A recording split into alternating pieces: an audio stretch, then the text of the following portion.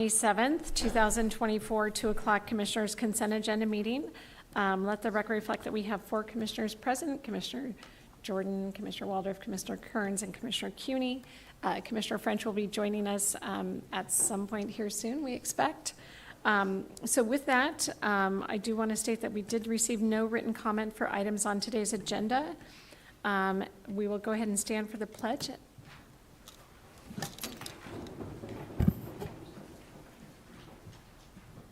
I pledge allegiance to the flag of the United States of America and to the republic for which it stands, one nation, under God, indivisible, with liberty and justice for all.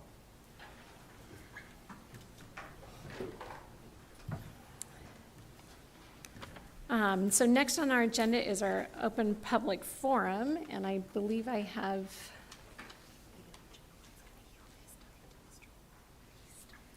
okay.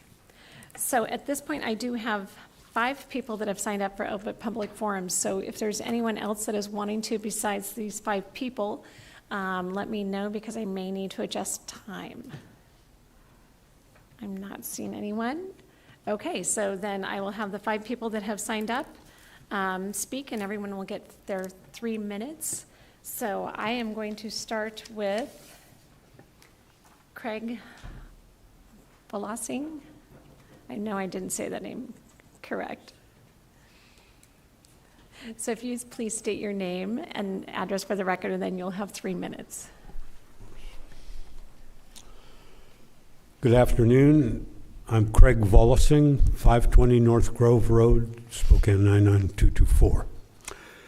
I wish to continue my citizen input from last week. This concerns the problematic present and future that we West Plains residents face.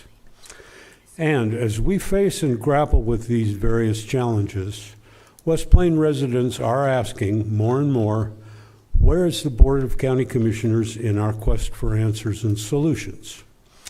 We have heard informally that the commissioner from our district has basically told the rest of you not to meddle with the West Plains, and basically, again, leave matters to him.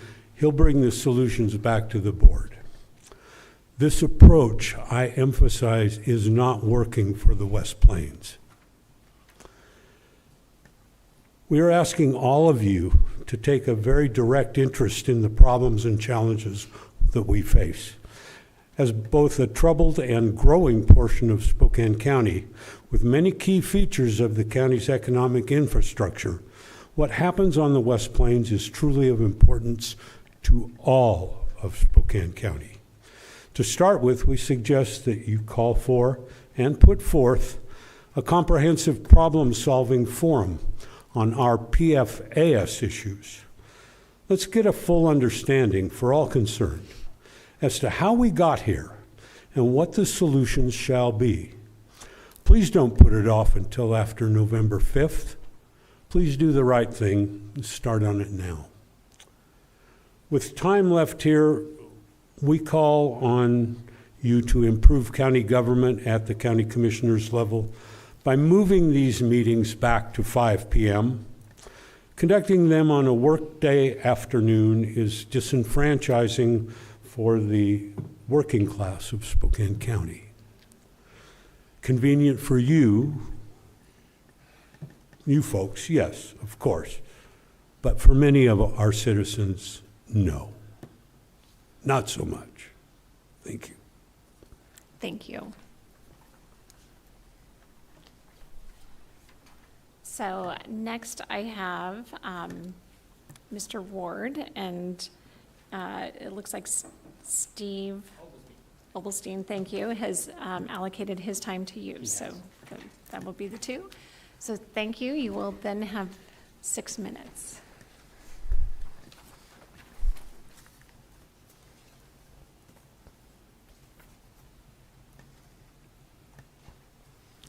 Okay, well, I gave you just a brief little packet. And to start out the packet, it is a letter from Building and Planning.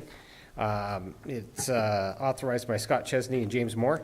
And I'm just going to read the last sentence of this because you can read it. But The county does not have sufficient evidence that alleged fill and dumping activities on the property require a SEPA permit or a grading permit. We do not intend to take further action at this time. Okay. Second page is from James Moore, also on the 23rd of March. And he said, as you're aware, 50 yards of disturbance is not required to have a permit. And he wasn't making Mr. Bailey get a permit. This was during his SOC period, so he couldn't actually receive permits. But a permit was given, but I was not told. And when I attempted to get a copy of the permit, I was told I had to file a public information request. I filed one this year on January 9th, and I still don't have the response. So that would actually make it so no one can file a LUPA in Spokane County, because if you have to wait, 10 months? You're obviously not going to make it the LUPA timeline of 20 days.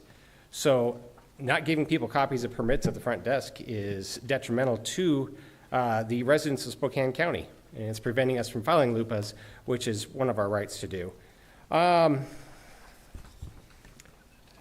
So page 3 is storage. It's actually a copy from the code book.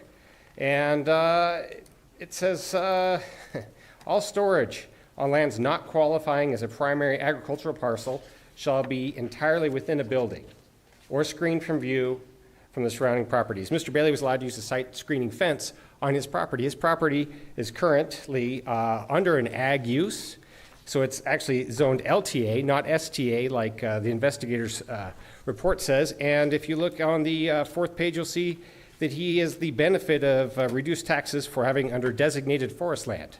So it is an actual ag property, which means, according to Section 4, storage, you cannot use a site obscuring fence to mitigate a storage issue or a contractor's yard.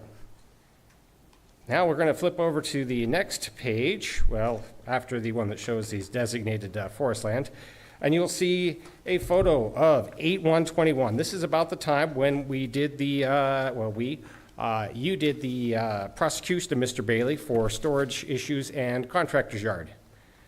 So it's great. You can flip to 5/24/23, which is when Mr. Bailey was marked off as having complied with his storage issues and his contractor's yard, and you'll see the same materials there. And in fact, there's more of them. So he was let go with his $75 court cost fines, and he actually created a more organized, larger storage yard of materials that have been stored well over 180 days at this point, 3 years, according to just these pictures. Just these pictures alone show 3 years, not 180 days, which is what you're allowed. And then you'll see on 8/21/24, another picture. The storage yard's actually bigger. The same exact materials are there at this 3-year mark.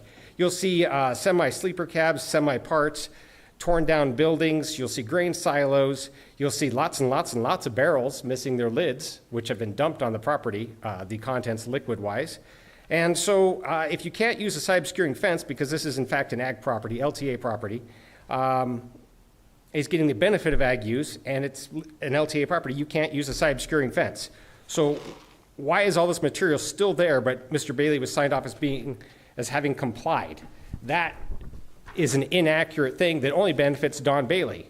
Regarding the toxic dumping, I brought you guys this horribly large document several years ago. I gave Monty Chamberlain a copy in his office, and I handed a copy directly to James Moore. And I'm going to go over this really, really fast. Each time I say dumping, that's actually 2 loads of dumping, either a 10-yard or a 30-yard dumping. So we have dumping, dumping, dumping, dumping, dumping. Oh, gosh, this is going to take a little while. Dumping, dumping, dumping, dumping, dumping, dumping, dumping, dumping, dumping, dumping, dumping, dumping, dumping, dumping, dumping, dumping, dumping, dumping, dumping, dumping, still dumping, dumping, dumping, dumping, dumping, dumping, dumping, dumping, dumping, dumping, dumping, dumping, another dumping, dumping, dumping again, and then we're at toxic soils. So unless he was dumping a spoonful of dirt, he's clearly over the 50 yards that James Moore says never happened, and as well as the other gentleman, Chesney. So I don't understand how I can do all the work to give you these documents. You can see it from Google Earth. It violates county code. We should have SEPA in here. It's not that we need stronger laws, which I'm all for, to stop this toxic dumping, to stop this junkyard, to stop this contractor's yard, stop this storage issues, and destroying our wells out there. That's what's happening here. This is very important. We have SEPA laws that are supposed to be in place. Mr. Bailey has removed over 2 acres. Over 1 acre requires a change of use. I've given you the document with it all surrounded several times. We still haven't required a change of use. Until a change of use is satisfied, why does he have a permit? Why does he have a permit? Thank you. Thank you.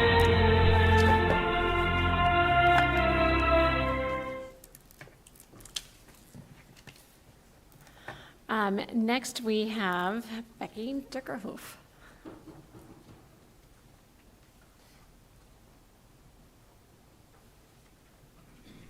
Becky Dickerhoof, City of Spokane. 2 weeks ago, the Human Rights Watch released a report on homelessness echoing what is happening throughout our nation, even here in Spokane. I quote, "Adequate housing is an internationally protected human right. Policymakers addressing the issue publicly acknowledge the necessity of increased housing to solve homelessness. But their primary response on the ground has been criminalization of those without it. The criminalization of houselessness means treating people who live on the streets as criminals and directing resources towards arresting and citing them, institutionalizing them, removing them from visible public spaces, denying them basic services and sanitation, confiscating and destroying their property, and pressuring them into substandard shelter situations that share some characteristics with jails. Criminalization is expensive, but temporarily removes signs of houselessness and extreme poverty from the view of the housed public. Criminalization is ineffective because it punishes people for living in poverty while ignoring and even reaffirming the causes of that poverty embedded in the economic system and the incentives that drive housing, development, and underdevelopment. Criminalization is cruel. It is a set of policies that prioritizes the needs and values of the wealthy property owners and business elites at the expense of the rights of people living in poverty to an adequate standard of living. As a consequence of historical and present policies and practices that discriminate against Black and other BIPOC people, these groups receive the brunt of criminalization. Authorities use the threat of arrest to support the relentless taking and destruction of household people's property, of unhoused people's property, through sanitation sweeps and people's removal from certain public spaces. Rather than improving conditions and leading towards a solution, criminalization diverts vast public resources into moving people from one place to another without addressing the underlying problem. The lack of available affordable housing is a primary cause of houselessness. People with social risks that limit their ability to compete for the scarce resource are the ones who end up unhoused.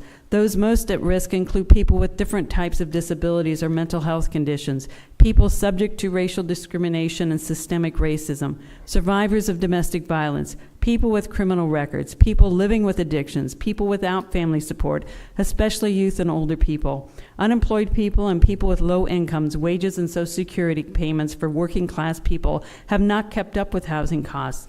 Without effective government action, market-based development that treats housing as an investment and means of accumulating wealth rather than as a right often results in outcomes harmful to rights.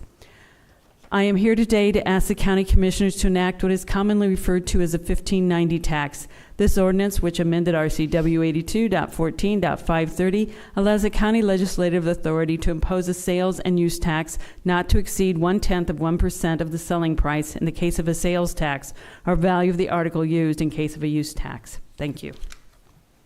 Thank you. Next, we have Susie. You get walk-up music, Susie.